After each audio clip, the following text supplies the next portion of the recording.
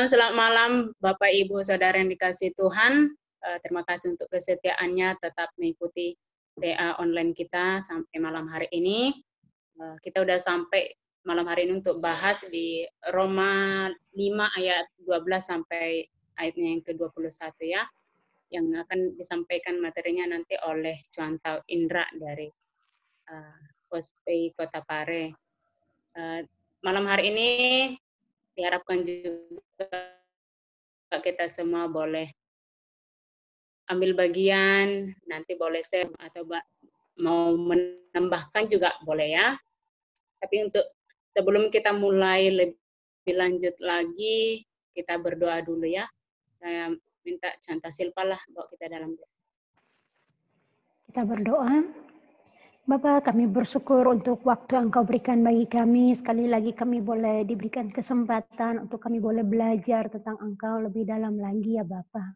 Terima kasih Tuhan, berkati akan waktu ini Tuhan, berkati akan penyaji, contoh Indra akan menyajikan bagi kami, bahkan contoh Rona yang memimpin sebagai moderator, berkati setiap mereka ya Tuhan dalam menjelaskan setiap materi kepada kami semua, bahkan juga untuk setiap teman-teman yang sebagai partisipan, Tuhan Engkau berkati akan kami semua, berkati akan setiap peralatan, berkati akan internet juga yang kami gunakan ya Bapak, sehingga semuanya boleh berjalan dengan baik malam hari ini dan semua kami boleh dengan baik mengikuti PA di malam hari ini ya Bapa. Terima kasih Tuhan Yesus, waktu PA malam hari ini kami serahkan ke dalam tangan kasih-Mu.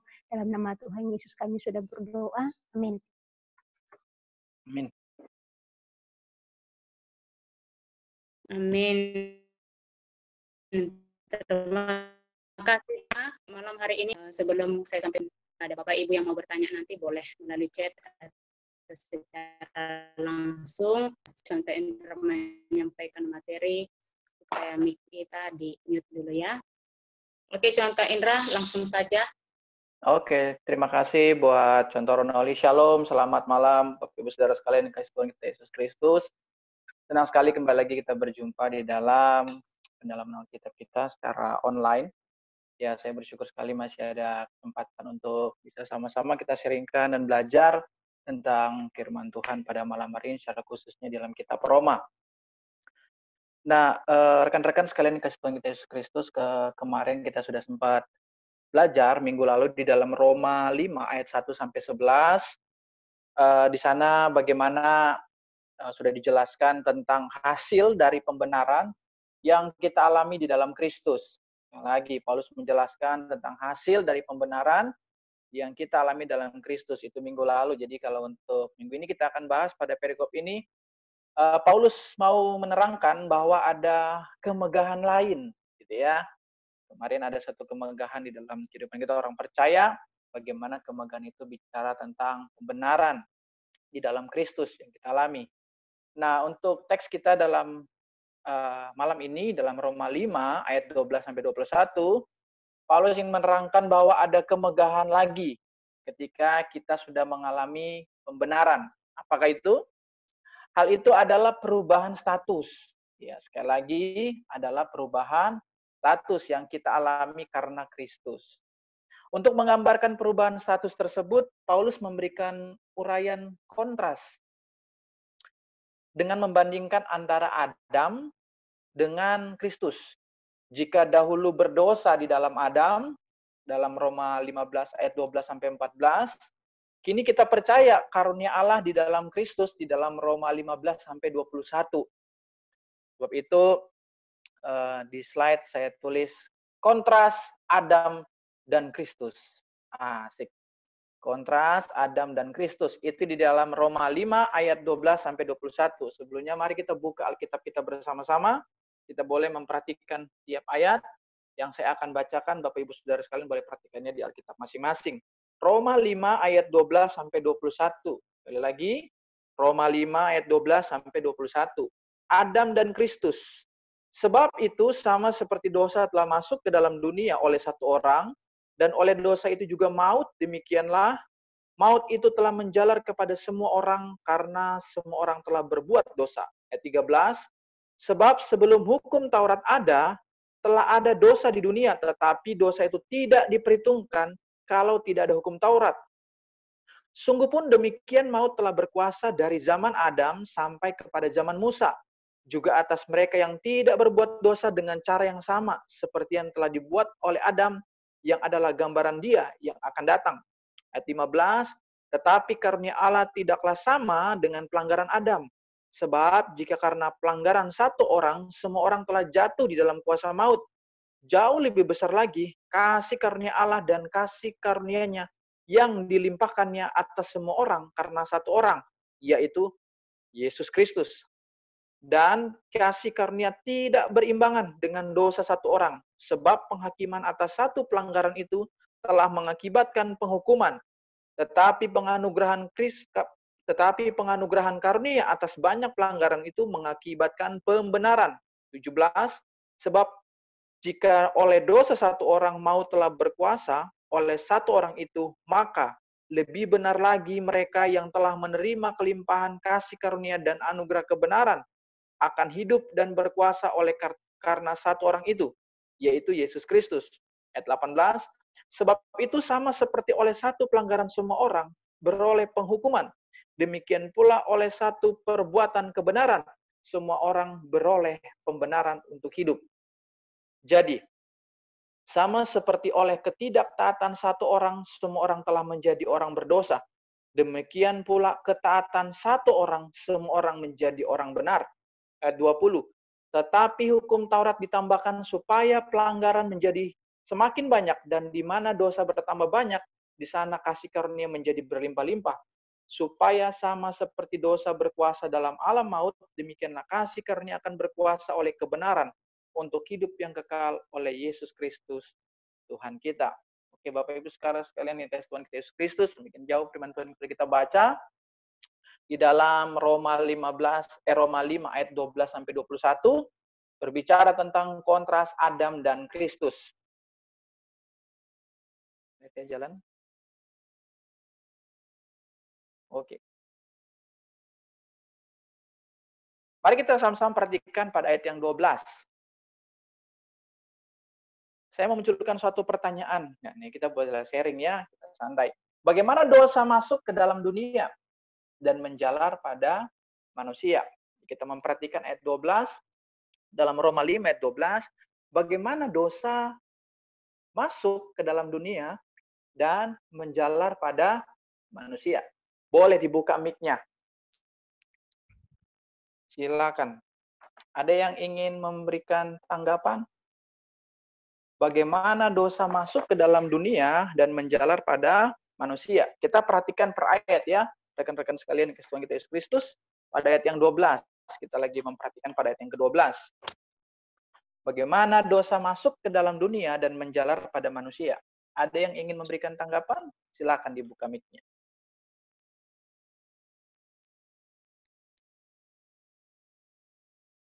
Slide saya ada muncul ya? Oleh satu orang. Ada masuk ya? Oke. Ya, muncul. Ya. Bagaimana dosa masuk ke dalam dunia dan menjalar pada manusia? Maka jawabannya adalah dosa masuk melalui satu orang. Demikian juga maut menjalar kepada semua orang. Mulai dari satu orang itu kemudian menjalar kepada semua orang. Kemudian menurut ras, gitu ya, kita masing-masing dipersatukan dengan Adam, sehingga perbuatan Adam membawa akibat buat kita. Jadi kalau ditanyakan tadi bagaimana dosa masuk ke dalam dunia dan menjalar pada manusia, dosa masuk melalui satu orang. Itu yang dituliskan di sini, Adam. Dosa masuk melalui Adam. Demikian maut dari Adam menjalar kepada semua orang. Kemudian menurut ras, kita masing-masing dipersatukan dengan Adam. Sehingga perbuatan Adam membawa akibat, atau kita itu bisa saya ngomong kalau kita itu jadinya ketularan Adam gitu ya. Jadinya membawa akibat buat kita. Kalau saya katakan tadi bagaimana menurut ras kita masing-masing dipersatukan dengan Adam sehingga perbuatan Adam membawa akibat buat kita. Pertanyaannya, bagaimana kita tahu bahwa kita secara ras dipersatukan dengan Adam? Gitu kan? Orang saya lahir dari nenek moyang saya bukan Adam kok. Oma saya itu namanya Femi. Kok ini tiba-tiba bagaimana saya tahu saya ras dipersatukan dengan Adam begitu ya? Bagaimana kita tahu bahwa kita secara ras dipersatukan dengan Adam? Coba kita mari sama-sama perhatikan dalam Roma 5 ayat 12. Karena pelanggaran Adam, seluruh umat manusia telah jatuh ke dalam kuasa maut. Maut telah menjalar pada semua orang. Maut adalah konsekuensi langsung dari dosa. Semua orang yang telah dilahirkan dari Adam menurut ras, akhirnya tertular oleh dosa. Ya. Jadi bagaimana kita tahu bahwa kita itu secara ras dipersatukan dengan Adam. Nah, dalam Roma 5:12, sebab itu sama seperti dosa telah masuk ke dalam dunia oleh satu orang, dan oleh dosa itu juga maut demikianlah. Maut itu telah menjalar kepada semua orang karena semua orang telah berbuat dosa. Perhatikan kata semua orang telah berbuat dosa. Nah, tadi makanya saya katakan maut adalah konsekuensi langsung dari dosa. Semua orang yang telah dilahirkan dari Adam menurut ras akhirnya tertular oleh dosa. Kalau kita membaca di dalam 1 Korintus 15 ayat 22 ada ayat tertentu lain mengatakan kalau karena sama seperti semua orang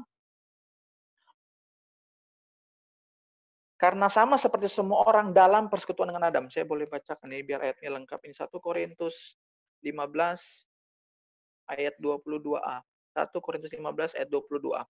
Karena sama seperti semua orang mati dalam persekutuan dengan Adam.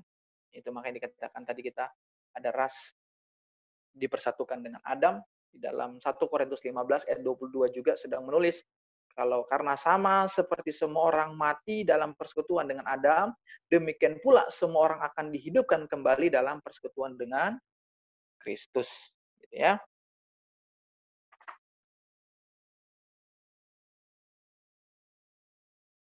Kemudian ini screen saya nggak jalan. Ayat 13, kita beralih ke ayat 13. Tadi sudah ayat ke-12, bagaimana dosa masuk ke dalam dunia dan menjalar pada manusia, dosa masuk melalui Adam dan akhirnya menjalar kepada semua orang. Ayat yang ke-13, manakah lebih dulu hukum Taurat atau hadirnya dosa di dunia? Silakan, boleh dibuka mic-nya. Dosa contoh. Dosa duluan datang. Dosa Dosa duluan duluan. datang. Terima kasih tanggapannya. Ya, manakah lebih dulu hukum Taurat atau hadirnya dosa di dunia, maka kita bisa menemukan sebelum hukum Taurat ada, telah ada dosa di dunia. Nah, Bapak Ibu Saudara sekalian, kasih Tuhan Yesus Kristus, ayat ini dibacanya hati-hati. Kalau ayat 13 kan dia bunyinya begini nih. Sebab sebelum hukum Taurat ada, telah ada dosa di dunia, tetapi dosa itu tidak diperhitungkan kalau tidak ada hukum Taurat. Nah, ayat ini tidak mengajarkan bahwa dosa baru dianggap dosa setelah ada Taurat. Ya. Jangan sampai kita salah mengerti bahwa sebelum ada Taurat, dosa tidak diperhitungkan. Sebaliknya, ayat ini mengajarkan bahwa dosa diperhitungkan secara detail pada setiap orang. Ya.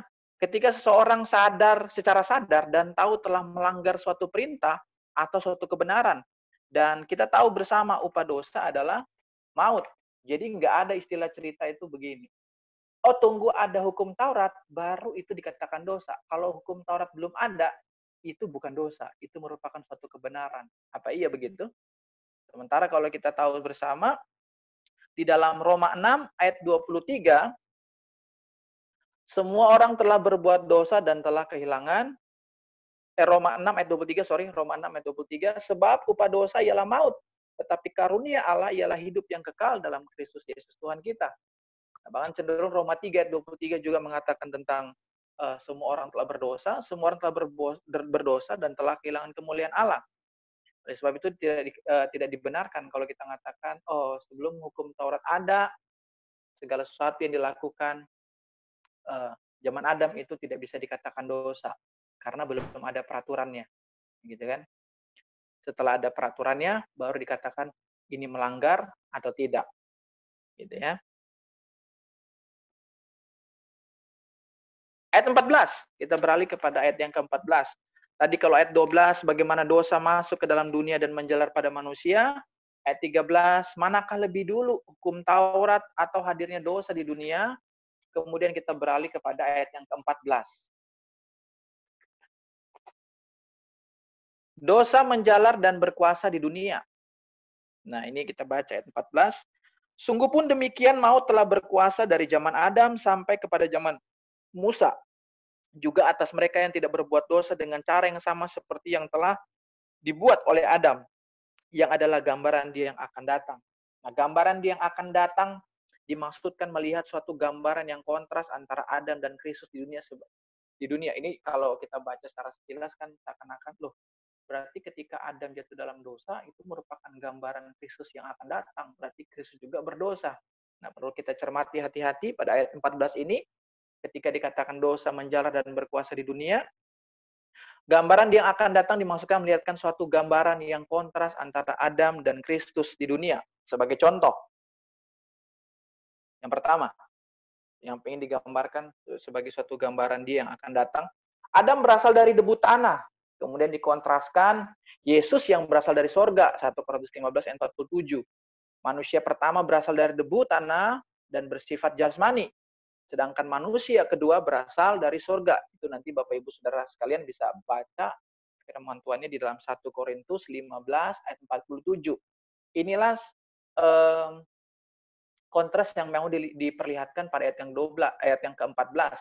Ketika dikatakan gambaran dia yang akan datang. Kemudian kontras yang kedua, ketika Adam diuji di sebuah taman yang dikelilingi oleh keindahan dan kasih, namun tidak hidup dalam ketaatan saat dicobai di Taman Eden. Kemudian dikontraskan kehidupan Kristus yang dicobai di padang gurun namun taat, dan ia mati di kayu salib yang kejam serta dikelilingi oleh kebencian dan keburukan. Nah, Bapak Ibu Saudara sekalian, kalau saya berhenti dulu sampai di sini, bisa melihat ya bagaimana gambaran yang akan datang digambarkan secara kontras antara Adam dengan Kristus. Kemudian yang ketiga, Adam adalah pencuri dan diusir dari Firdaus. Tetapi Kristus berpaling kepada seorang pencuri dan berkata, hari ini juga engkau bersama-sama dengan aku di Firdaus. Itu terdapat dalam Lukas 23 ayat 43. Lukas 23 ayat 43. Nah, dari tiga gambaran kontras ini, Bapak Ibu Saudara bisa melihat ya, bagaimana yang dimaksudkan pada ayat 14 dituliskan begitu. Yang adalah gambaran dia yang akan datang. Maksudnya Paulus ingin menjelaskan bagaimana gambaran itu sudah dimulai pada ayat yang ke-14. Paulus mulai menulis suatu hal yang kontras antara kehidupan Adam dan kehidupan Kristus ketika di dunia. Kita lanjutkan. Nah, ini kalau Bapak Ibu Saudara sekalian perhatikan di Alkitabnya masing-masing, di ayat 15, itu sudah mulai ada suatu peralihan ya. Saya bilang itu peralihan pada ayat yang ke-15. Kita sama-sama akan melihat. Tadi ayat 14 sudah ada kayak introduksi tentang kontrasnya Adam, bagaimana ketika dibandingkan dengan Kristus. Sekarang ayat 15 juga sedang mau menggambarkan suatu kontras yang bisa kita lihat. Nah, mari kita temukan kontrasnya itu di sama-sama secara pelan-pelan. Coba Bapak Ibu Saudara sekalian perhatikan ayat 15 saat ini. Dan pertanyaannya seperti yang saya tulis dalam slide. Adakah yang kontras antara Adam dan Kristus pada ayat yang ke-15? Yang bisa menemukan dapat hadiah kulkas. Silakan. Kulkas 2 pintu. Biar semangat kan? Kulkas 2 pintu pintunya pakai horden. Dingin enggak itu ya? Es batu cair. Ayo, ayat 15. Adakah yang kontras antara Adam dan Kristus? Pada ayat 15, apa yang kontras? Tadi kan kalau di ayat 14, saya mundur sedikit. Kalau ayat 14 tadi ada singgung tentang bagaimana Adam berasal dari debu tanah, dikontraskan Yesus yang berasal dari sorga. Kemudian ketika Adam diuji di Taman Eden, tapi bagaimana dikelilingi dengan keindahan, dikelilingi dengan kasih, dikontraskan dengan ketaatan pencobaan Kristus di padang gurun, itu kan kelihatan kontras. Kemudian Adam adalah pencuri dan diusir dari Firdaus, tetapi Kristus sebelum mati malah berpaling kepada seorang pencuri, gitu kan? Dan mengatakan hari ini engkau bersama-sama dengan aku di Firdaus. Itu ayat 14 sebagai introduksinya. Kontras-kontras yang mau dilihatkan oleh Paulus dalam tulisannya dalam Roma 5 ayat 12 sampai 21. Sekarang kita temukan. Ini dia. Adakah yang kontras antara Adam dan Kristus yang Anda temukan di ayat 15? Yang udah dapat boleh angkat tangan. Angkat tangan nggak kelihatan ya. Langsung bicara mungkin. Silakan. Ayat 15. Ada yang menemukan kontrasnya di mana?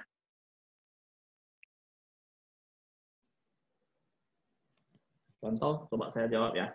Ya, boleh. Silakan kok. Kontras itu, Adam itu, karena satu orang itu, dia sangat bertolak belakang ya, antara Adam dan Kristus sudah pasti ya. Kalau Adam itu gara-gara dia jatuh dalam pencobaan, itu menyebabkan semua manusia dan keturunannya sampai hari ini, dan bahkan sampai kiamat, itu membawa semua orang itu menjadi berdosa.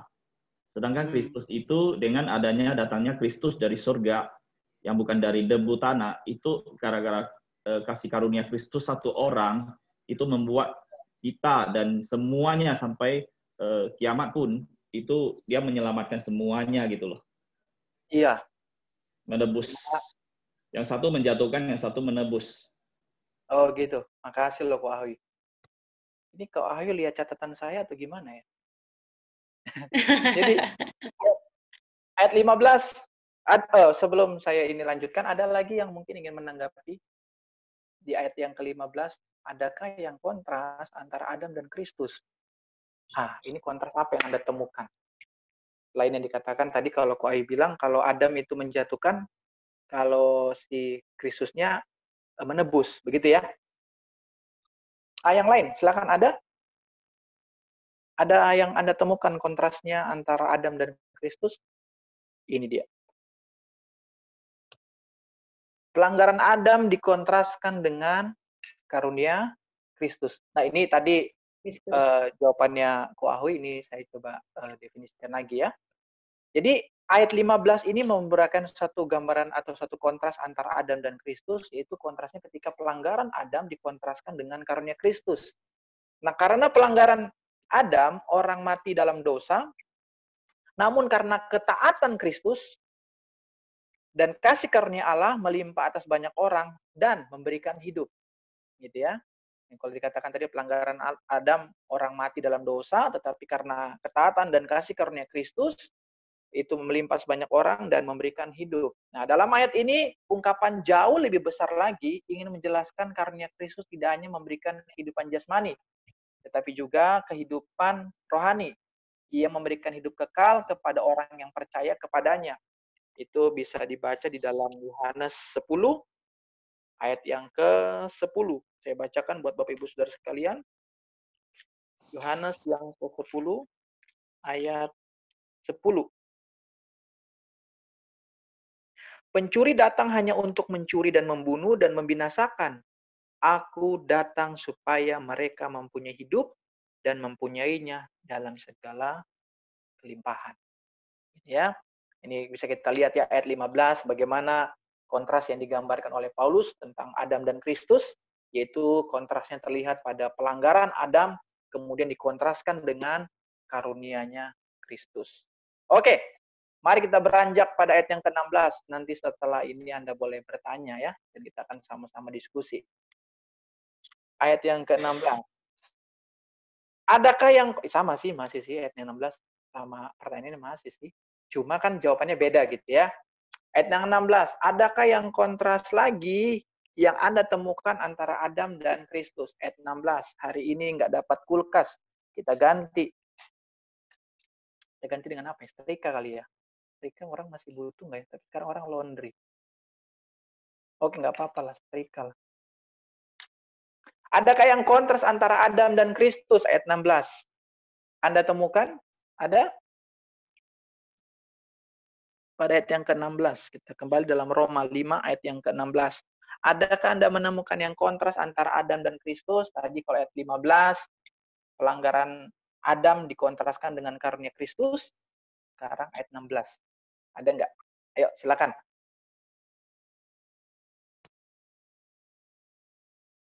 Mungkin itu bicara tentang penghukuman terhadap Adam ya, dengan Allah yang memberikan anugerahnya gitu.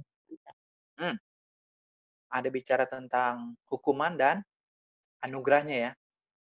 Anugerah. Oke. Ya. Makasih. Contoh ayat 16. Ada yang lain? Yang lain-lain ada? Adakah Anda menemukan kontras lagi? Ayat 16 kita perhatikan. Kita baca pelan-pelan ya. Coba kita baca pelan-pelan. Dan kasih karunia tidak berimbangan dengan dosa satu orang. Sebab penghakiman atas satu pelanggaran itu telah mengakibatkan penghukuman. Tetapi penganugerahan karunia atas banyak pelanggaran itu mengakibatkan pembenaran. Oke. Saya lihat sudah ada yang senyum-senyum ingin menjawab ini nampaknya. Silakan. Tidak usah malu-malu. Adakah yang kontras lagi Anda menemukan pada ayat yang ke-16? Contoh. Ya, Bosu silakan. Saya lihat akibatnya ya. 16 ya. Akibat dari ketidaktaatan atau pelanggaran Adam, ya, hukuman kan itu dikontraskan dengan akibat ketaatan Yesus, menghasilkan pembenaran. Nah, itu yang kontras. Oke, kita langsung munculkan saja. Ini Buksu lihat catatan saya juga nih. Buksu ngintip dari wifi di Moria ini. Ayat 16, apakah ada yang kontras antara Adam dan Kristus? Ayat 16, akibat dosa Adam dikontraskan dengan akibat ketaatan Kristus. Ini menarik ya Bapak Ibu Saudara sekalian. Ketika melihat akibat dosanya Adam dikontraskan dengan akibat ketaatan Kristus.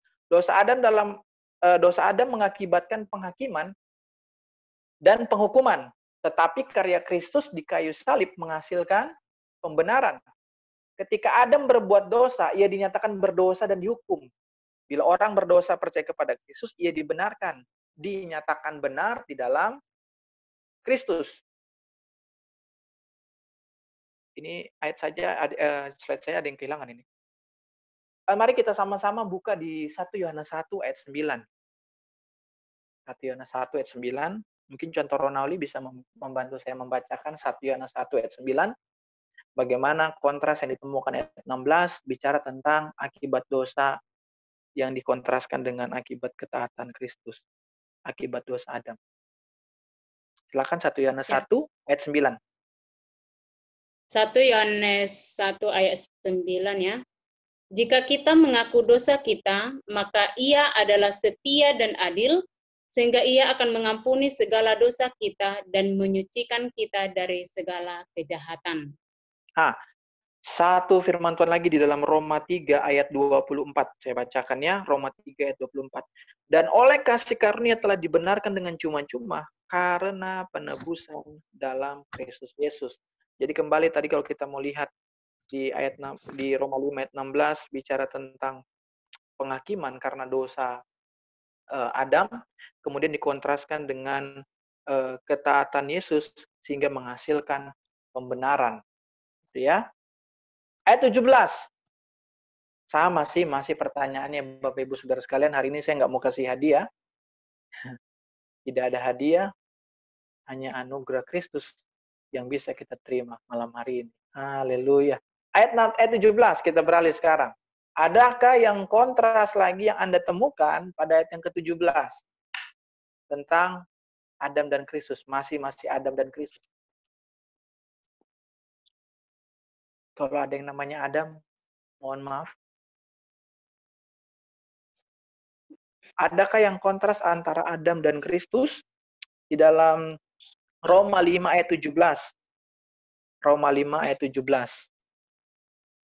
Jadi mulai dari tadi ayat yang ke-15, adakah yang kontras antara Adam dan Kristus? Ayat 15 bicara tentang pelanggaran Adam dikontraskan dengan karunia Kristus. Ayat 16, akibat dosa Adam dikontraskan dengan akibat ketaatan Kristus. Sekarang ayat 17. Adakah yang kontras lagi yang Anda temukan antara Adam dan Kristus? Silakan ayat 17.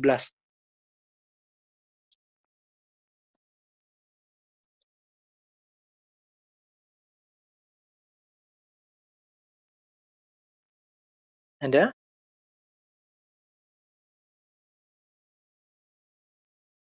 Oke, ayat ke-17. Ada?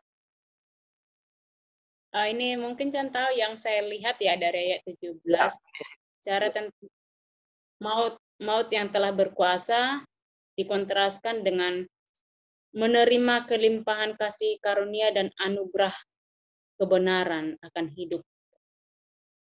Ya, ayat 17 bicara tentang maut yang maut telah berkuasa, kemudian dikontraskan dengan kasih karunia yang berlimpah, gitu ya. Oke, ayat 17. Adakah yang kontras antara Adam dan Kristus? Bagaimana mau dikontraskan tentang kuasa maut Adam dengan kuasa kasih karunia? Ini sama-sama kalau penekanannya ada kuasa di dalam itu ya. Jadi ketika dikatakan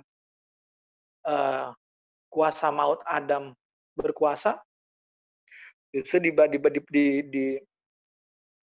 dikontraskan dengan kasih karunia Allah atau kuasa dari kasih karunia Allah. Karena ketidaktaatan Adam, maut telah berkuasa. Pada Roma 5:14, Paulus mau mengemukakan bahwa dari zaman Adam sampai kepada zaman Musa, orang mati bukan karena alasan yang sama dengan alasan kematian Adam, yaitu melanggar hukum Allah. Karena pada waktu itu hukum Taurat belum diberikan. Upah dosa ialah maut, dan dosa berkuasa atas kehidupan manusia. Tetapi di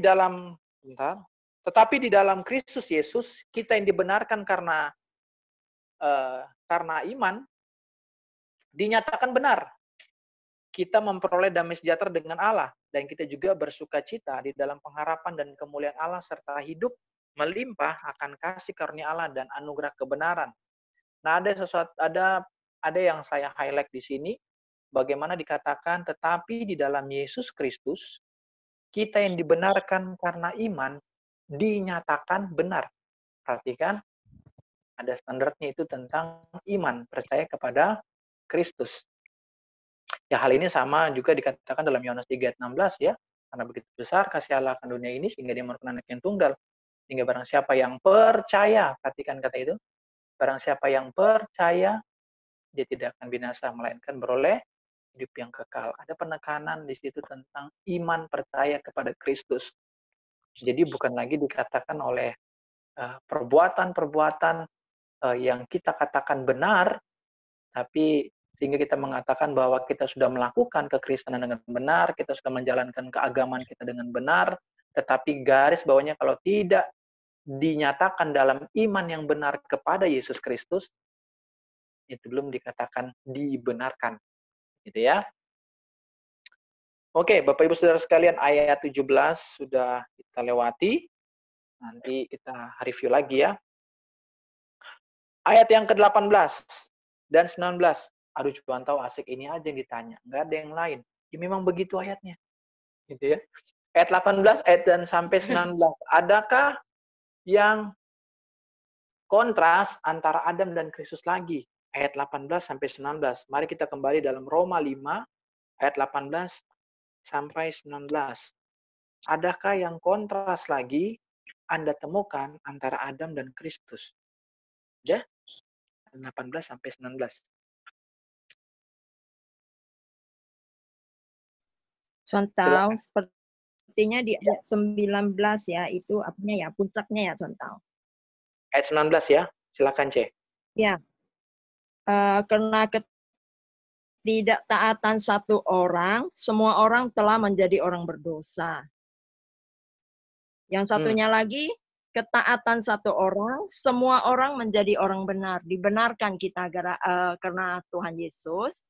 Yang satu, semua orang jadi berdosa gara-gara Adam. Iya. Terima kasih. Sioling. Oke, silakan. Ya benar ya. Kalau dikatakan kontras antara Adam dan Kristus pada ayat 18 dan 19, yang tadi ketidaktaatan dengan ketaatan. Gitu ya. Ada lagi? Lagi ada? Silakan. Ayat 18, 19 ketika baca-baca lagi, kayaknya ini deh. Ini saya lihat udah kelihatan nih dari wajah-wajahnya mau jawab. Kayaknya ini deh ayat 18. Yang kontras antara Adam dan Kristus. Silakan, Bu Su. Ini kata semua saya ya, semua Joyce ya. Silakan semua. Saya wakili. Oh. Karena satu pelanggaran dari Adam dikontraskan dengan satu perbuatan kebenaran dari Yesus Kristus. Itu kata semua. Oke. Makasih ya semua. Coba kita perhatikan sama-sama ayat 18. Sebab itu sama seperti oleh satu pelanggaran. Semua orang beroleh penghukuman. Itu kalau orang bilang, itu nggak tahu saya benar nggak ini peribahasanya yang orang bilang kalau siapa yang makan nangka, kena getahnya semua. Itu gimana peribahasa itu ya? Gitu ya. Orang makan nangka, kita yang kena getahnya. Nah, kira-kira begitu. Sebab sama seperti oleh satu pelanggaran, semua orang beroleh penghukuman. Demikian pula, oleh satu perbuatan kebenaran, semua orang beroleh pembenaran untuk hidup.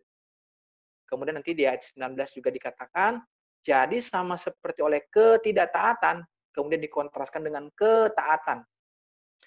Jadi ayat 18 sampai 19, hal yang kontras adalah satu pelanggaran Adam dengan satu perbuatan Kristus. Adam melakukan satu pelanggaran, yaitu ketidaktaatan. Ini tadi yang sudah disinggung Ibu Xiaoling juga ya.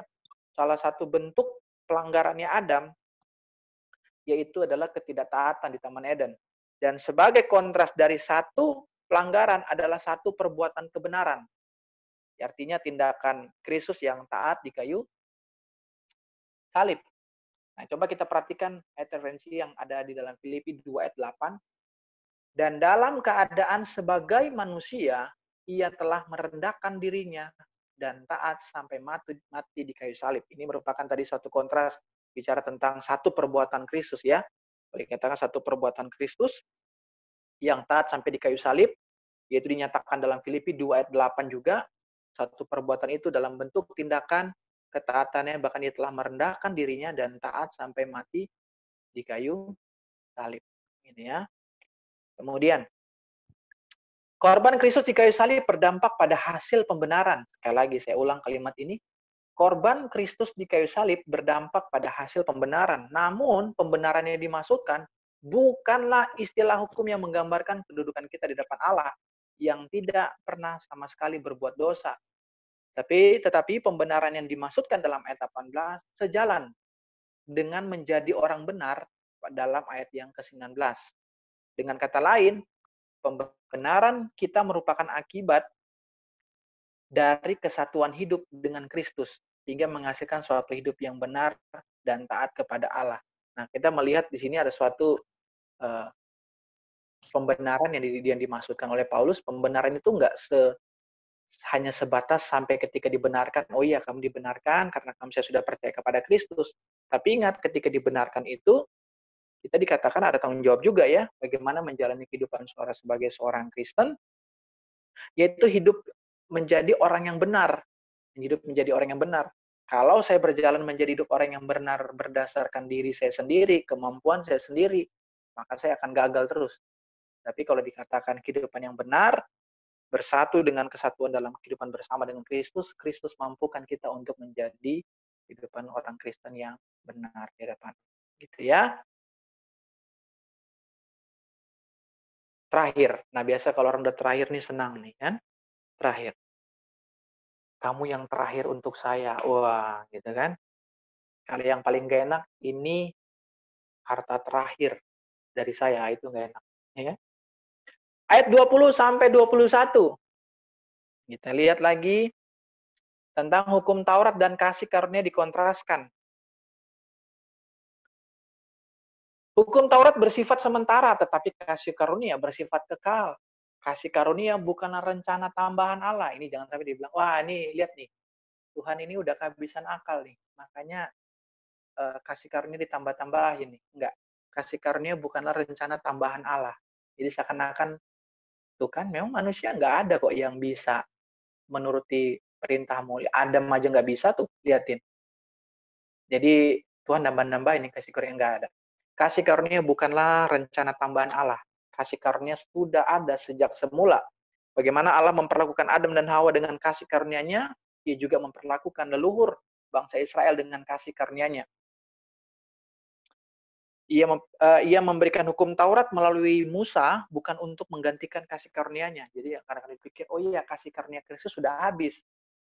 Jadi diganti sama hukumnya Musa, bukan seperti itu. Ia memberikan hukum Taurat melalui Musa bukan untuk menggantikan kasih karunia-Nya, melainkan untuk mengungkapkan bagaimana manusia sangat memerlukan kasih karunia dari Allah. Sebagai suatu penutup, hasil pembenaran yang saya dan saudara terima bukan suatu hal yang kita anggap remeh. Namun ini menjadikan suatu gambaran begitu saya dan saudara kita dikasihi Allah. Dan oleh karena kasih karunia-Nya, kita memperoleh keselamatan di dalam Dia. Oke, sekian dan terima kasih untuk pemaparan yang boleh diberikan. Silakan, kita akan boleh berdiskusi, kita tanya jawab, kita saling membangun satu dengan yang lainnya, baik itu dalam kesaksian maupun juga dalam sharing kita bersama. Saya persilakan untuk contoh Ronauli.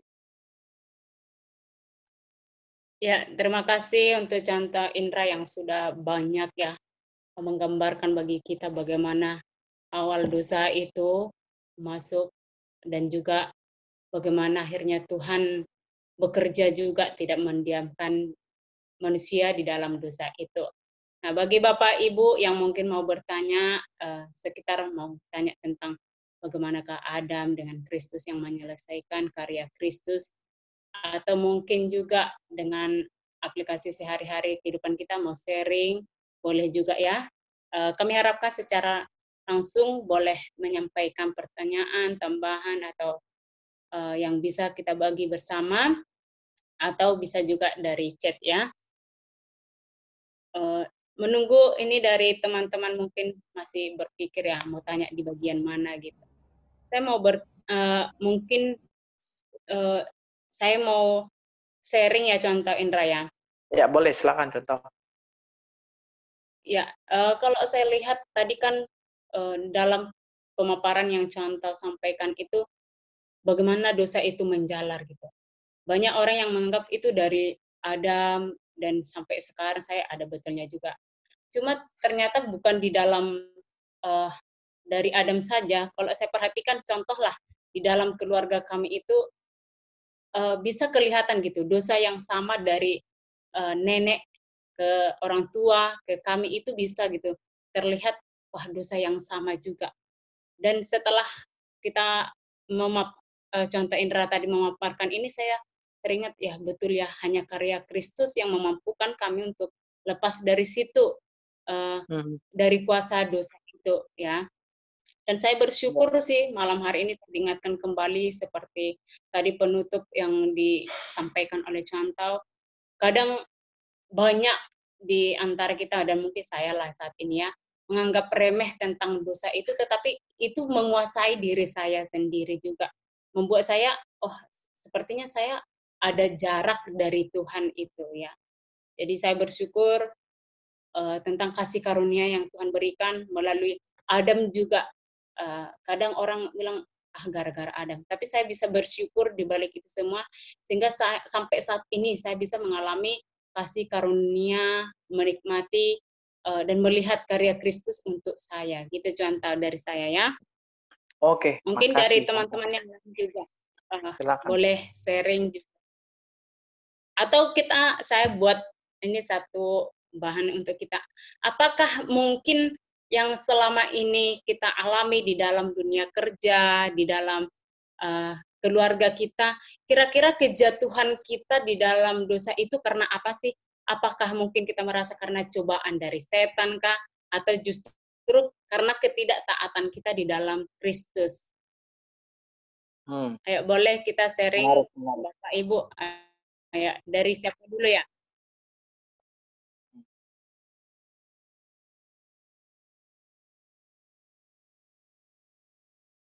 Dari siapa yang mau sharing? Silakan.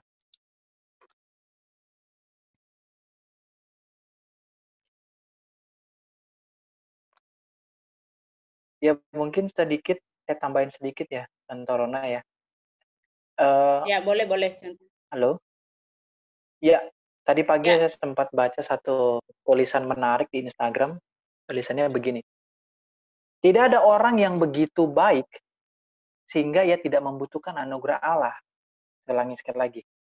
Tidak ada orang yang begitu baik sehingga ia tidak membutuhkan anugerah Allah. Dan tidak ada yang begitu buruk sehingga tidak terjangkau oleh anugerah Allah. Ini tulisan dari Jerry Bridges. Jadi tulisan itu coba kembali mengingatkan saya, iya kadang-kadang mungkin saya berpikir saya orang yang begitu baik sehingga ya mungkin saya sudah rasa saya sudah cukup menjalankan kehidupan saya sebagai seorang Kristen, sehingga apakah masih ada efeknya anugerah Allah untuk saya.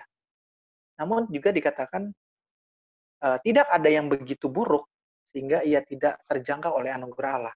Hari ini kalau jika Anda mengatakan mungkin Anda orang yang paling hancur, Anda orang yang paling kacau, tapi ketika di tangan Allah, Anda juga terjangkau oleh anugerah Allah. Jadi tidak ada sesuatu yang bisa katakan anugerah Allah tidak bisa tembuslah ke saya. Tidak, melainkan anugerah Allah itu juga menjangkau Anda. Jadi untuk saat ini mungkin Anda mempunyai satu pergumulan, tekanan hidup, impitan hidup. Saat ini ada good news-nya, Anda juga terjangkau oleh anugerah Allah. Ya, kira-kira begitu contoh. Silakan. Oke, terima kasih contoh Indra. Ayo, mari kita berdiskusi bersama, berbagi bersama dengan pengalaman kita ya. Karena saya rasa seperti firman Tuhan tadi kan, bahwa semua orang telah berbuat dosa dan kehilangan kemuliaan Allah.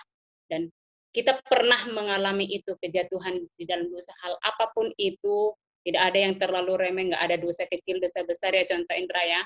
Ya. Tapi mungkin kita boleh sharing bagaimana Tuhan bekerja, dan kita merasa, oh saya hanya dapat pengampunan dari Yesus Kristus, pembenaran bukan karena yang kekuatan yang saya bisa lakukan, saya pergi ke gereja, tapi betul-betul karena kita mengalami sendiri perjumpaan dengan Tuhan. Gitu ya. Silakan, Anda.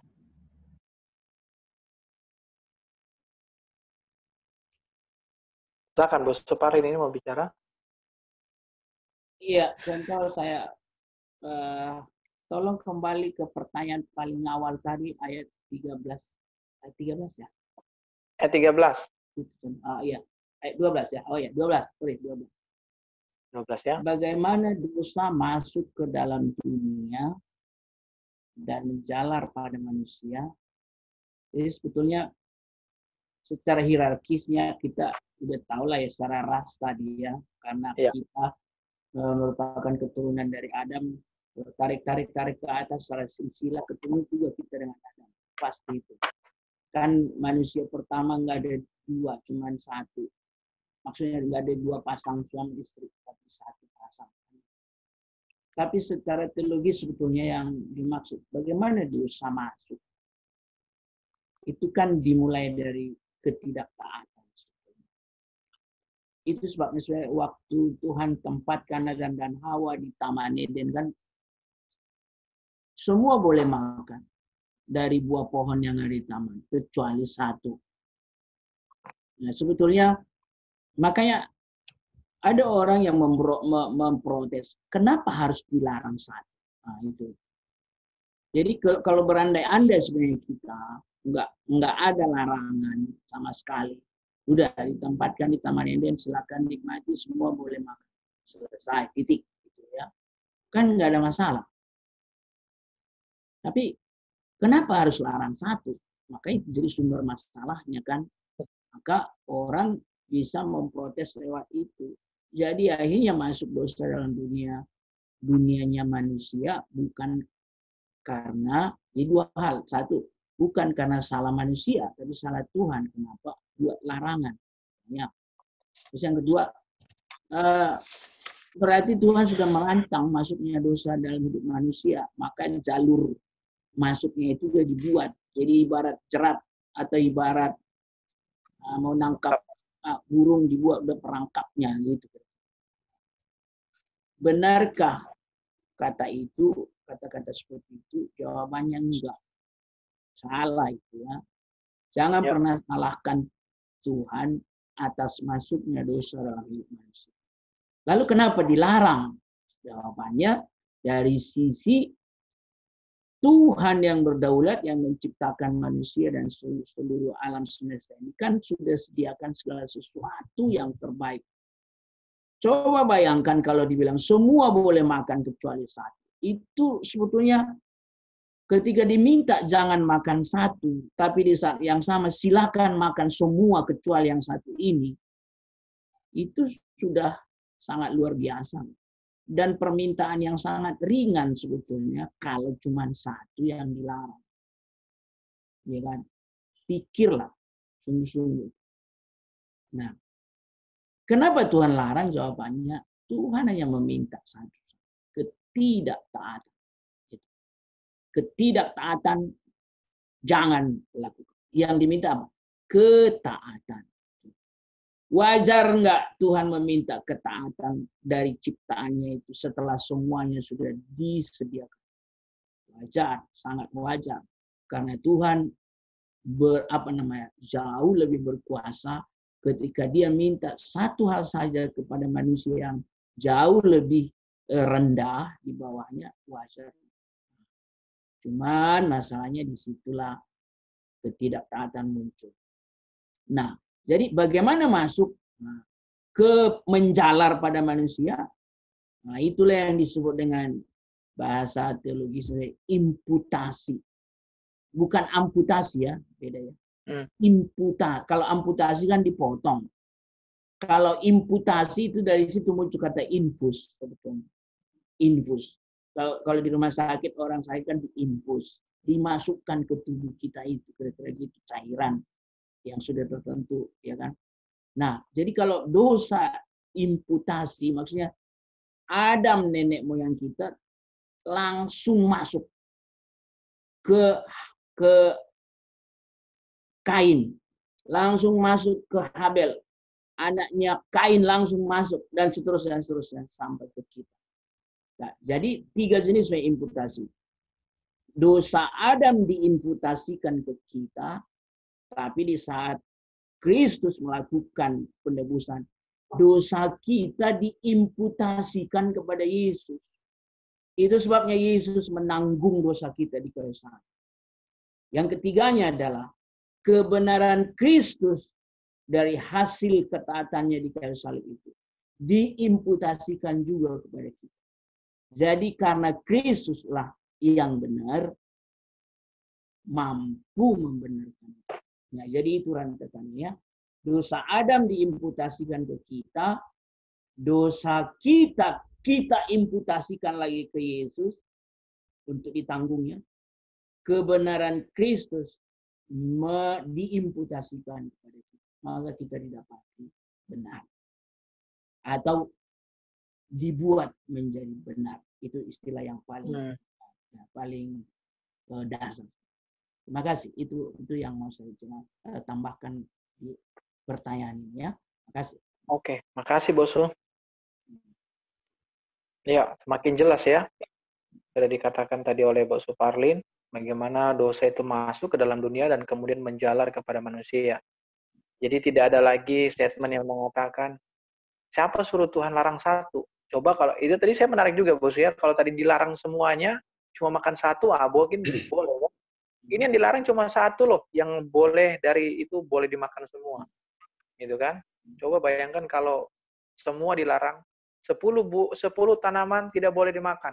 Satu saja boleh dimakan. Bayangkan kalau misalnya, kalau itu buah hanya anggur aja yang ada makan itu selama itu. Hanya buah anggur aja. Itu kalau nggak mabok dia itu gimana? Pusing itu minimal. Udah nggak ada obat mah lagi. Jangan lagi nanti mempersalahkan. Oh, kenapa ada larangan? Jangan lagi nanti ada muncul pertanyaan, siapa yang taruh ular di taman? Waduh, itu panjang lagi ceritanya. Kenapa Tuhan adakan ular sampai goda Hawa kan? Gitu nanti panjang. Tapi sudah dijelaskan oleh Bosu Parlin tadi, itu bukan suatu perangkap. Tapi bagaimana Kristus mau menyatakan juga tentang ketaatan. Ya, itu bahkan ya, hal yang bisa dikatakan hal yang paling rendah kalau diminta itu aja ketaatan. Gitu ya. Itu pun tidak bisa dilakukan ketaatan itu. Dan mungkin juga penguasaan diri loh. Boleh kamu penguasaan diri, boleh makan semua buah loh. Bagaimana penguasaan diri itu juga ditantang. Ditambah lagi keinginan mata yang digoda oleh setan, iblis itu. Keinginan mata itu. Nah, ya kan? Jadi menjalar semuanya. Makanya kebanyakan ketika kita sudah sampai dalam hidupan yang sekarang, wah ya keinginan mata itu bicara soal keinginan itu besar sekali ya, Bapak Ibu Saudara sekalian. Oke, terima kasih Bos sudah memperlengkapi. Silakan saya kembalikan ke Santorona. Boleh saya tambahkan sedikit? Ya, silakan. Ya. Kalau kita melihat bagian ini, kita juga jangan memfokuskan kenapa Adam yang dipilih untuk sehingga dia berdosa. Saudara, seandainya kita pun yang berada dalam posisi Adam, kita juga punya potensi yang sama seperti Adam. Kan banyak orang akan menuduh, kenapa si Adam sih, kan dia nggak bisa dipercaya, dia yang jatuh dalam dosa. Seandainya Tuhan tempatkan kita di Taman Eden, dalam posisi seperti Adam pun, kita juga punya potensi yang sama. Jadi kita bukan lebih baik dari Adam. Itu tambahan dari saya ya. Ya, makasih Santo Yohanes. Kita tidak lebih baik dari Adam. Santo. Ya. Santo, ini ada lelucon sedikit ya Santo. Silakan, boleh Cek. Silakan. Katanya kalau si Adam itu, si Aseng, maksudnya orang-orang China lah. Itu dia nggak tergoda, katanya ularnya dipotong, masa obat katanya. Jadi nggak tergoda dia. Ayo, gimana itu contoh Indra? Ya. Ikan orang Tionghoa si Adam itu nggak tergoda gitu ya Cia? Iya, katanya daging ular orang kan suka masak untuk tim obat ya. Jadi kalau datang ularnya mau bunuh, langsung dibunuh masak obat. Iya gitu. Sebelum makan buah terlarang dia makan ularnya dulu, begitu katanya. Lucu lah. Karena sebelum makan buah, makan ular dulu. Enak juga itu ya. Ya, saya jadi berpikir kalau cerita itu misalnya masuk ke dalam orang yang Sulawesi Utara, itu di Pasar Tomohon, semua binatang kan ada itu ya. Coba kalau bayangkan kalau itu juga kalau orang Manado, ya kan? Disikat itu kan. Semua ikan di laut. Sama ya, berarti ularnya disikat juga ya. Ular kita sikat duluan. Karena bosan makan buah kan, karena sekali mau makan daging, gitu kan. Bagi orang Batak gimana ini Bos Suparlin? Ular diapain ini? Kalau orang Batak agak tidak terlalu connect dengan ular, lari dia. B2 yang paling connect, B2. Oh, B2 ya. Sama saksang ya. Kalau orang Batak ceritanya itu di ini Yesus memberikan makan 5.000 orang. Enggak ada gitu sisa ya. 12 keranjang itu. Oh iya itu. Andai kan ada orang Batak yang di antara 5.000 orang itu enggak ada sisa 12 bakul itu. Kurang malah. Itu loh. Dibawa pulang. Mungkin lebih tepatnya 12 plastik masing-masing bawa pulang gitu ya. Bukan. Nasinya akan tidak bisa loncat kucing, jadi nggak ada yang rotinya, jadi nggak ada yang bisa itu loh. Ini Kak, ini menarik juga nih ya. Ini kita mulai dengan jokes, ini tiba-tiba kebawa semua ini. Itu makanya saya perhatikan kalau di Imlek itu kan di atas meja itu kue-kue biasa ya. Itu pasti di mejanya pasti tisu. Coba bayangkan tisunya diganti dengan plastik asoy, pasti habis kue-kuenya kan. Untung tisu, coba kalau plastik. Gitu kan? Jadi makanya disediakan di meja itu tisu. Bukan plastik. Kalau plastik, satu keluarga datang, keluarga berikut, hanya lihat rengginang. Tidak ada lagi kue keranjang, kan? Ya. Tinggal kotaknya aja ya, contoh. Ya, betul. Hanya tinggal toples saja goyang-goyang di atas meja itu. Kotaknya pun hilang ya, sekalian ya. Itu dia. Aduh, itu kita lihat ya. Kayak tadi itu kan. Itu kita kaitkan dengan bagaimana dosa masuk ke dalam dunia itu ketidakpuasan itu kan. Penguasaan diri. Nah, tidak ada penguasaan diri itu tadinya kan, kalau kita lari ke sana jokesnya ini kita paksain masuk, tidak ada penguasaan diri itu di dalamnya. Iya, iya, menarik sekali malam hari ini. Oke, saya kembalikan ke Cantorona. Ya, terima kasih Cik Kristi tadi yang memulai jokesnya ya. Menarik juga. Ya mungkin ada juga dari teman-teman yang mau sharing juga tentang bicara dosa juga tadi kan, kalau tidak bisa menguasai diri atau ketidaktaatan kita juga boleh ya. Bagaimana Bapak Ibu Saudara, mungkin ada kisah menarik juga di balik bagaimana kita disadarkan kembali perlunya penguasaan diri, ketaatan atau hal lain lah yang tentang pembahasan kita malam hari ini. Atau mungkin ya, karena malam hari ini tadi contoh Indra banyak bilang kontras-kontras yang hal-hal yang berlawanan. Atau barangkali kita sering merasa kayak tadi juga contoh Yohana kan menyampaikan seolah-olah kita lebih baik dari Adam. Apakah mungkin ada nggak di antara kita yang mungkin pernah bilang mengontraskan diri dengan yang lainnya? Kayaknya saya lebih rohani dari dia. Saya itu 5 kali ke gereja 1 minggu atau bagaimana? Ayo, kita boleh sharing bersama, berbagi. Ya. Dari Batang Kuis adakah kira-kira 5 acuan bersama teman-teman yang di sana? Salah satu tentang penguasaan diri kah? Tentang Imlek mungkin? Bentar lagi Imlek ya? Atau tentang ketaatan? Mantap. Kami kan lagi berduka, mana lagi belum tahu sih satu pelanggaran atau apa. Kami dibilangi gimana ya, Imlek ini walaupun nggak bisa mengikuti secara rame-rame gitulah. Karena kami lagi berduka, gimana menghadapinya pun saya pun sendiri nggak ngerti lagi. Karena dalam keluarga saya sendiri yang Kristen dan mereka masih Buddha. Gimana untuk menjalankannya tuh nggak tahu lagi.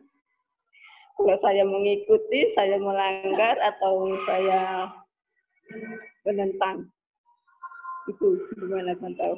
Ya, nanti takut berdosa gitu ya, Sia, mungkin ya. Apakah nanti kalau saya tidak ikuti berdosa atau saya ikuti yang berdosa, bagaimana contoh Indra menanggapinya? Ayo. Iya, saya tuh senang banget kalau bicara tentang menjadi terang gitu ya. Adalah yang menarik ketika sharing dengan satu hamba Tuhan, ketika dikatakan di teks itu tentang menjadi terang, garam dan terang itu bukan, coba kita lihat teksnya itu ya, itu di mana itu ya, tentang jadilah garam dan jadilah terang.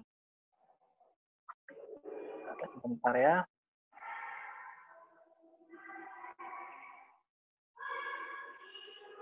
Gimana?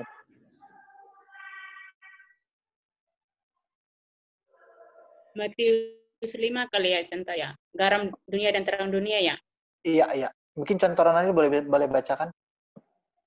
Ya, Matius 5 ayat 13 sampai 16 ya. Kamu adalah garam dunia. Jika garam itu menjadi tawar, dengan apakah ia diasinkan? Tidak ada lagi gunanya selain dibuang dan diinjak orang. Ayat 14. Kamu adalah terang dunia. Kota yang terletak di atas gunung tidak mungkin tersembunyi. 15. Lagi pula orang tidak menyalakan pelita lalu meletakkannya di bawah gantang, melainkan di atas kaki dian sehingga menerangi semua orang di dalam rumah itu. 16 terakhir. Demikianlah hendaknya terangmu bercahaya di depan orang supaya mereka melihat perbuatanmu yang baik dan memuliakan Bapamu yang di surga. Nah, ya, makasih contoh. Nah, itu kalau diperhatikan dalam Matius 5, mungkin buat siapa tadi? Ci Acuan ya. Iya. Itu bagaimana kadang-kadang kita tuh takutnya salah bersikap, bagaimana ketika kita mau menjadi saksi, malah kita dibilang nggak menghormati dan lain-lain. Nah, ketika ada saya sharing dengan satu hamba Tuhan, bicara tentang teks ini, coba perhatikan teks ini baik-baik, menariknya begini. Kadang-kadang kita terjebaknya dikatakan begini, kamu adalah garam dunia, bukan kamu jadi garam. Perhatikan ya, kamu adalah garam, bukan jadi garam. Nah, kata jadinya itu kadang-kadang kita terjebak bagaimana kita itu berusaha untuk bisa menggarami dari kitanya. Makanya ketika firman Tuhan dikatakan kamu adalah garam, berarti kita sudah ada garam.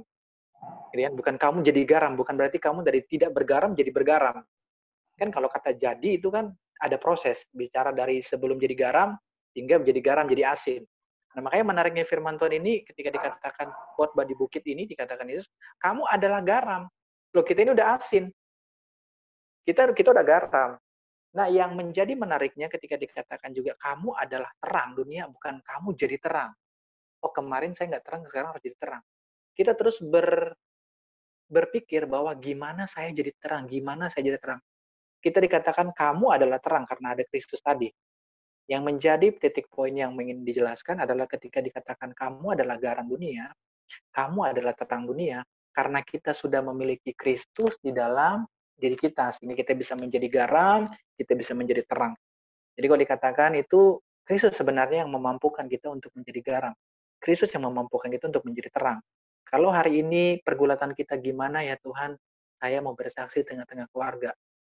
Tapi biarlah itu menjadi suatu hal yang Tuhan pimpin untuk Ciacuan untuk terus boleh menjadi saksi, bersaksi kepada Kristus. Jangan terus mengatakan, aduh kayaknya saya susah sekali untuk mau bersaksi, saya susah sekali untuk jadi garam. Sebenarnya enggak, kita udah jadi garam. Kita adalah garam dunia dan kita adalah terang dunia. Di ayat 16, demikianlah hendaknya terangmu bercahaya di hadapan orang, supaya mereka melihat perbuatanmu baik, yang baik, dan memuliakan Bapamu di surga. Kembali lagi di sini bukan melihat lagi ketika saya ngelakuin apa dan saya dapat apa, tapi ketika saya melakukan sesuatu, semuanya kembali hanya untuk apa itu?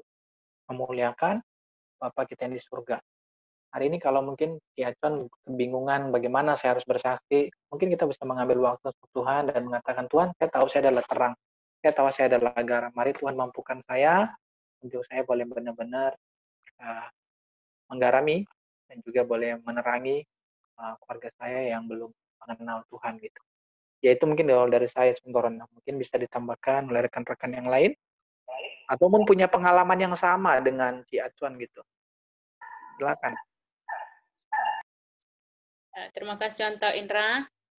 Mungkin ada dari teman-teman Bapak Ibu yang mau menambahkan atau sharing, mungkin yang sudah pernah berpengalaman seperti Ciacuan ya, bagaimana bersikap nantinya kalau dalam kondisi yang seperti itu. Karena ada ketakutan, apakah nanti saya berdosa atau justru bagaimana nanti gitu ya. Dari Bapak Ibu. Silakan. Kita boleh tahu apa sih Ya, yang dia katanya saat ini mereka berduka ya. Apa sih masalah dia, kendala dia? Apakah boleh ikut ritual keagamaan atau apa ya? Boleh disebutkan gitu ya. Biar kita bisa diskusi bersama. Ya, Ciacuan mungkin boleh menanggapi, silakan. Ritual agama.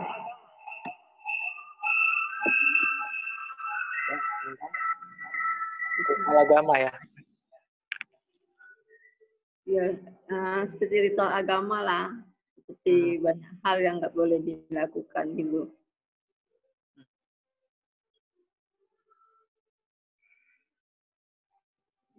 Ya, contoh kalau bagi orang Buddha, kalau misalnya keluarganya ada yang meninggal, mereka harus kalau pegang heel mungkin Ciacuan pasti enggak lah ya. Mungkin berlutut atau mengitari peti mati apa gitu ya. Soalnya banyak sih ritual yang mungkin Ciacuan lagi bingung boleh tidak dilaksanakan.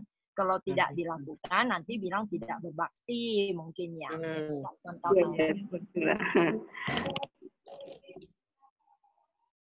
Ya, silakan teman-teman mungkin ada yang mempunyai pengalaman yang sama, kemudian akhirnya boleh bisa menemukan suatu hikmat yang Tuhan kasih, hingga tetap boleh bersama keluarga gitu ya, menghormati misalnya kalau tadi di dalam sedang berduka, ada banyak mungkin tadi ritual yang disebutkan. Saya kurang paham soalnya tentang ritual-ritual itu. Makasih Cici Olin udah dijelasin. Ya mungkin ada kayak yang bertentangan, bagaimana dengan tentang iman Kristen menjawab hal ini. Begitu ya. Silakan, ada yang mungkin mau sharing atau punya pengalaman yang sama, boleh. Silakan Cantorona. Ya, terima kasih Contoh Indra, Ci Sauling ya. Ya mungkin ya, karena kalau Ci Acuan sudah keluarganya semua udah tahu Ci Acuan Kristen, mungkin bisa lebih menjelaskan terlebih dahulu sebelum nanti ya ke Imlek. Dari sekarang mungkin bagaimana cara menghargai sesama, menghargai orang tua, itu kan karena tadi baru berduka ya. Berarti ya, nanti bukan tidak menghormati mereka atau bagaimana, mungkin dari sekarang pelan-pelan lah, pelan-pelan secara mungkin empat mata dulu, nggak langsung semua kumpulkan keluarga baru jelaskan nggak ya, tapi pelan-pelan lah menjelaskan ke keluarga. Ya kita menghormati itu dari yang hidup juga, semasa dia hidup kita hormati juga ya, bukan berarti kita melupakan keluarga, bukan. Tapi kita juga dalam kekristenan diajar untuk tetap mengasihi sesama. Ya, itu dari saya lah tambahan. Mungkin ada dari yang lainnya?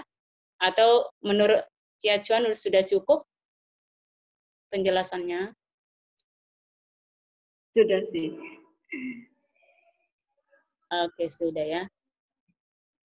Ya, mungkin dari yang lain yang mau sharing atau bertanya. Ya, mari kita pakai 11 menit lagi ya. Contoh mengenai tadi yang pertanyaan dari Ibu Lima Acuan ya. Ya. Kebetulan saya kan lahir juga dari satu desa yang mayoritas yang memeluk agama aliran bukan Buddhis lah ya, tapi sangat percaya kepada berhala-berhala. Tapi setelah saya percaya kepada Kristus dan saya mengikuti berbanyak acara-acara atau apa, maksudnya khotbah segala macam dan dari Alkitab juga. Ya sebenarnya sih pertanyaan sekarang adalah pada saat seseorang itu hidup, apakah kita menghormati mereka dan kita memperlakukan mereka sesuai dengan kewajiban kita sebagai anak-anak. Pada saat orangnya masih hidup, kita menghargainya seperti apa. Itu satu perbuatan yang membuat orang menjadi satu kesaksian hidup ya. Kemudian pada saat orangnya sudah meninggal, karena kita berbeda kepercayaan ya, kita yang Kristus, ya otomatis yang membedakan kita dengan mereka, cara menghormatinya juga berbeda ya. Intinya adalah segala ritual-ritual yang berhubungan dengan kepercayaan orang itu, mereka, itu kita tidak akan ikuti. Karena itu mengarah kepada menyembah orang yang meninggal gitu loh. Lebih mengarah ke situ. Jadi ritual-ritual seperti itu bisa menjatuhkan iman orang lain gitu loh. Lu Kristen tapi lu pegang Hio juga, lu ikutin orang itu punya ritual-ritual keagamaan yang berbeda dengan kepercayaan dengan kita, itu bisa menjatuhkan iman orang lain. Kemudian yang kedua, yang udah pasti orang meninggal itu kita tidak boleh berhalakan, karena kalau kita menyembah, itu sudah memberhalakan gitu loh. Apalagi di tempat umum, memang susah dilaksanakan, memang benar. Dan kita bisa kalau salah-salah kita bisa dibusuhi gitu loh. Namun di situnya kita kita harus memikirkan mau mengikuti, kita lebih tunduk kepada Allah kita atau lebih tunduk kepada orang-orang yang ada di sekitar kita. Itu aja iman kita yang kita harus tonjolkan. Memang tidak boleh seperti apa yang diajarkan oleh Kristus, ya jangan kita langgar gitu loh. Mungkin itu yang bisa saya tambahkan. Ya, makasih Ko Ahoy. Ya mungkin saya ada juga pernah lihat ini gitu ya, maksudnya ada tulisan begini sih, tulisan yang pernah saya ingat waktu saya baca, tulisannya begini. Percaya sama Kristus itu gratis. Saya ulangi sekali lagi, percaya sama Kristus itu gratis. Tapi ketika mengikut Kristus itu, kita bayar harga. Nah mungkin yang dilakukan Cik Acuan sekarang, itu ada harga yang harus kita bayar. Mungkin tadi seperti mungkin kita ketika tidak melakukan suatu ritual itu akhirnya mungkin tidak dianggap atau dipojokkan atau dikucilkan, tapi itu harga yang kita bayar ketika mengikut Kristus, begitu ya. Sambil hal itu juga tidak membuat kita itu untuk kemudian membenci mereka ataupun memusuhi mereka atau bahkan mengutuk, tapi melainkan inilah harga yang harus kita bayar ketika mengikut Tuhan gitu ya.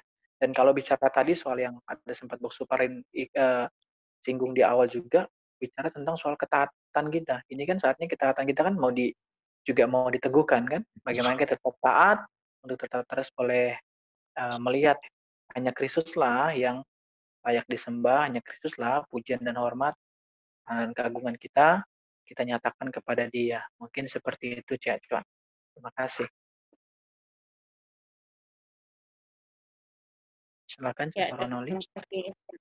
Ya, terima kasih contoh Indra untuk tambahannya ya. Untuk Koahui juga, ya intinya itulah tentang ketaatan kita kepada Kristus yang terutama, tetapi juga perlu kita berikan penjelasan kepada keluarga supaya mengetahui kita sebagai orang Kristen bagaimana menanggapinya ya. Ya, mungkin dari teman-teman yang lainnya, Bapak Ibu yang mau sharing, mau bertanya tentang pembahasan kita malam hari ini, boleh dari chat atau secara langsung, silahkan. Ya.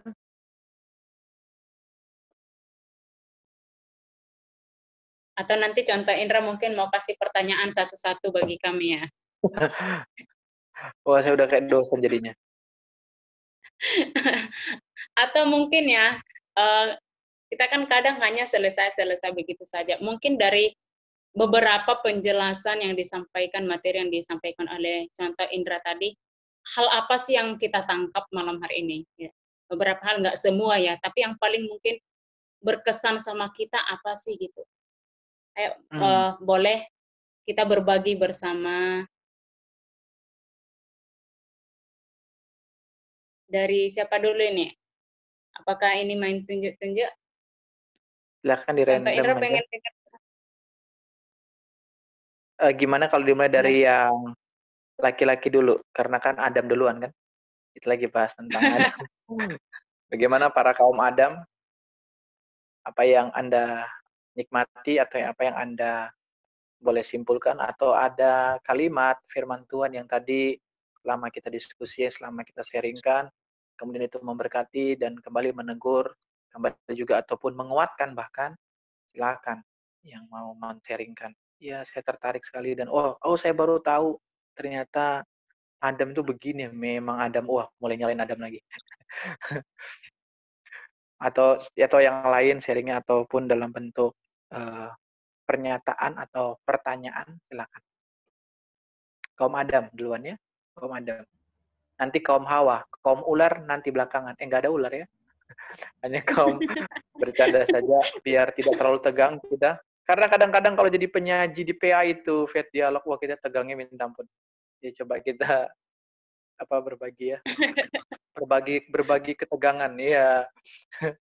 Saya persilakan kaum Adam. Iya, ayo.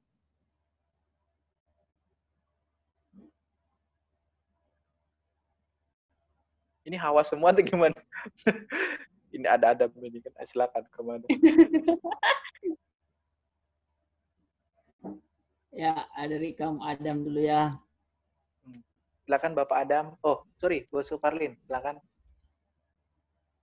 Ya, tadi contoh Yohana juga bilang bahwa memang kita tidak lebih baik dari Adam ya.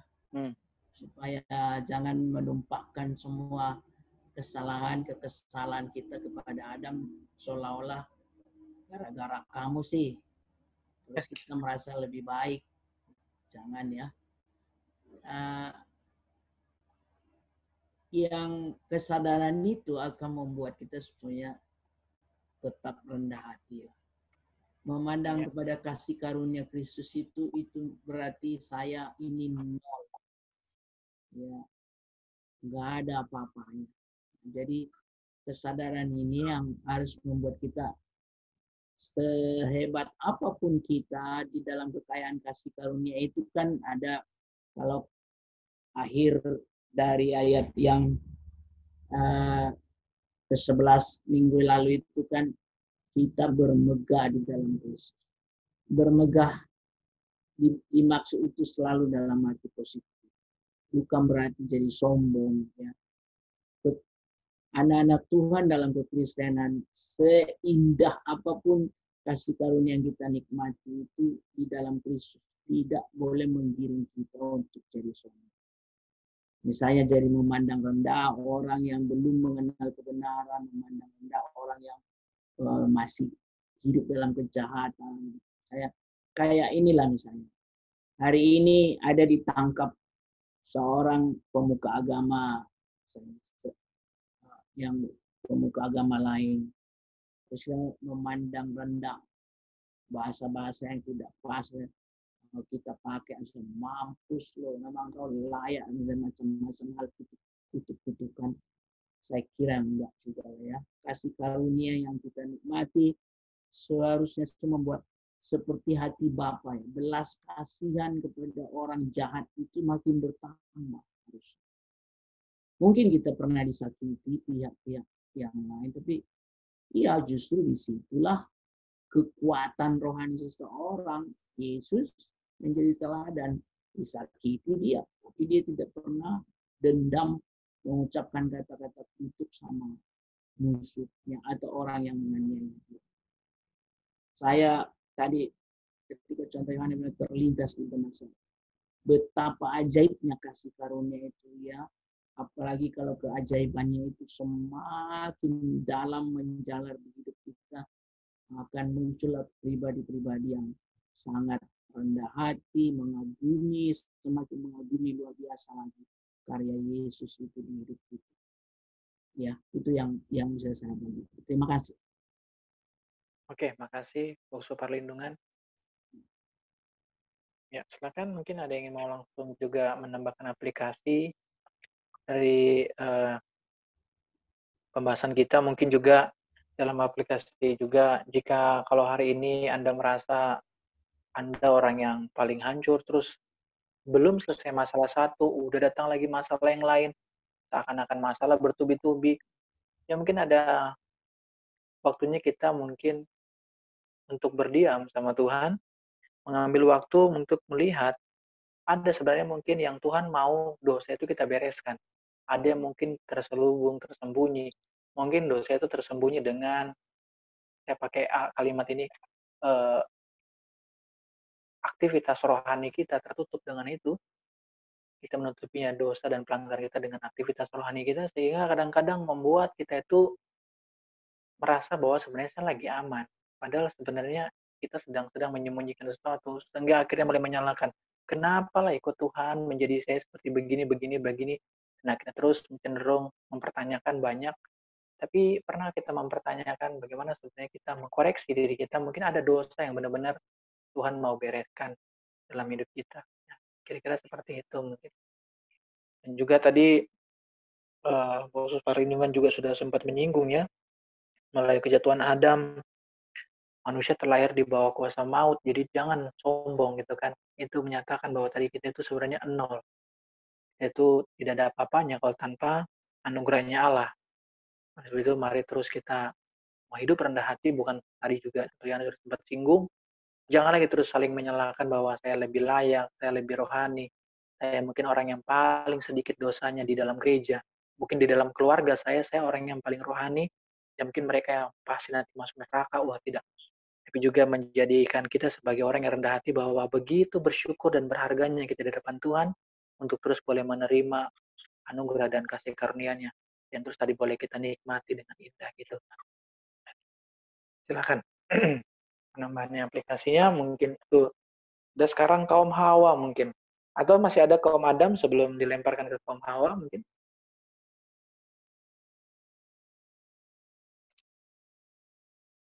Ya. Silakan dari kaum Hawa.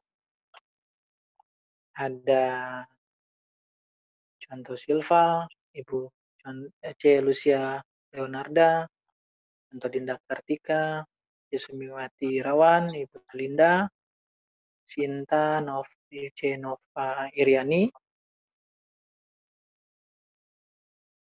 Eka Wiri, Eka ini Eka Wirya, contoh Eka ya, bukan Eka Awal. Silakan. Kamu ular ini.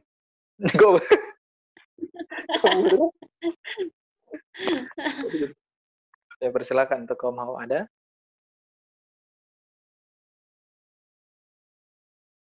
Ayo, dari kita siapa ini? Masih ada waktu kita, contoh Rona? Mungkin terakhir lah, karena kan harus ini ya. Tadi udah ada dari Adam, dari Hawa lah. 1 menit. Ayo silakan. Ada tidak? Kayaknya Hawa ini lagi merenung deh.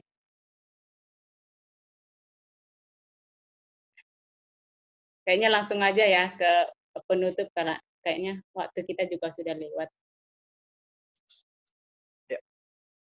Silakan, Cantor. Ya, terima kasih untuk Bapak Ibu yang sudah selalu setia di dalam PA online kita. Malam hari ini saya akan membacakan beberapa kesimpulan sebelum kita menutup PA kita. Yang pertama, maut adalah konsekuensi langsung dari dosa kita yang menurut ras tertular oleh dosa kita ya. Yang kedua, dosa sudah ada sebelum hukum Taurat. Seperti di Roma 3 ayat 23 dan Roma 6 ayat 23 juga ya. Yang ketiga, pelanggaran Adam yang menyebabkan ke maut atau mati, tetapi dengan kasih karunia Allah atau Kristus menunjukkan ketaatannya. Yang empat, dosa mengakibatkan penghakiman dan penghukuman, tetapi karya Kristus di kayu salib menghasilkan pembenaran. Yang kelima, ketidaktaatan berujung pada maut, tetapi orang yang beriman akan hidup akan kasih karunia.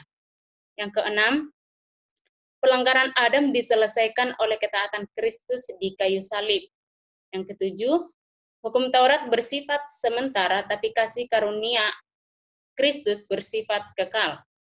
Yang ke-8, dosa imputasi masuk bagi kita, diimputasi masuk bagi kita ya. Dosa diimputasikan juga ke Kristus. Tapi karya Kristus, kebenaran Kristus diimputasikan bagi kita. Yang terakhir, saat Kristus di dalam kita, maka kita juga harus menjadi garam dan terang dunia. Jadi dari pembahasan kita malam hari ini beberapa kesimpulan yang bisa kita ambil. Marilah kita juga saling melihat karya Kristus yang sungguh luar biasa secara pribadi, lepas pribadi kita di hadapan Tuhan, bukan karena kelayakan kita, tetapi justru karya Kristus yang memampukan kita untuk menjadi saksi Kristus dimanapun kita berada, dan tidak ada kita yang merasa lebih baik dari yang lain, tapi kita semua sama di mata Tuhan. Ya, itu saja yang boleh saya bagikan, dan terima kasih untuk Canto Indra yang sudah memaparkan penjelasan malam hari ini dari Roma 5 ayat 12 sampai ayat 21. Dan bagi Bapak Ibu, kita terus setia ya di dalam PA online kita di Kamis depan. Biarlah kita bersama-sama bertumbuh di dalam PA kita dan terus kita mengikuti supaya kita tahu sampai nanti Roma ini bicara tentang apa dan hal apa yang bisa kita ambil di dalamnya ya. Terima kasih semuanya yang sudah sharing, yang sudah berbagi, yang kasih tadi juga ada di dalamnya. Terima kasih juga ya, membuat kita ramai di dalam PA online kita. Dan untuk menutup PA online kita, saya serahkan ke Bos Suparlin lah untuk bawa kita dalam doa. Ya, oke. Sebelum saya doa, jangan lupa hari Rabu kita ada Pilkada Kota Medan ya. Ya, silakan pilih antara 2 pilihan yang ada dan berhikmat di dalam pemilihan kita. Jangan golput ya. Oke, tetap datang ke TPS, jaga protokol kesehatan, tapi gunakan hak pilih dengan baik. Oke, baik. Mari kita berdoa. Bapa di sorga, terima kasih untuk kuasa-Mu dan kesetiaan Tuhan memimpin, menyatakan keindahan firman-Mu bagi kami lewat penelaan Alkitab malam ini. Kami bersyukur banyak kebenaran yang mengagumkan kami boleh dapatkan, temukan lewat firman Tuhan yang kami pelajari. Terima kasih untuk kasih karunia Tuhan yang melimpah-limpah di dalam Kristus Yesus. Lalunya kami beroleh kehidupan, beroleh keselamatan oleh karena Yesus Kristus telah menyelesaikannya dengan penuh ketaatan dan sempurna, tuntas melalui karya salibnya. Kami bersyukur kepada Tuhan dan hari ini kami diingatkan tetap rendah hati oleh karena Yesus Kristuslah kebanggaan kami dan Yesus Kristuslah yang telah mengubah hidup kami. Maka apapun yang Tuhan percayakan kepada kami dalam segala hal, jadikan kami terus belajar untuk mengagumi Tuhan, rendah hati, membagikan hidup kami untuk keindahan dari kasih karunia Tuhan bagi orang lain. Tuhan sertai semua anak-anak-Mu di dalam mengaplikasikan firman itu. Dan demikian kami tampil sebagai anak-anak Tuhan yang hidup dalam kebenaran, hidup dalam ketaatan, dan dengan bersemangat untuk membagikan keindahan kasih Tuhan melalui cara hidup kami. Kami bersyukur buat Chandra Indra dan Toronoli yang boleh menyajikan kebenaran ini malam ini sebagai penyaji dan moderator. Terima kasih untuk partisipasi semuanya. Kehadiran kami Tuhan memberkati di waktu-waktu mendatang. Kami akan akhiri dan istirahat kami sepanjang malam ini. Tuhan memberkati kami masing-masing dengan keluarga. Bagi menghormat pujian kemuliaan dalam Yesus Kristus kami berdoa. Amin.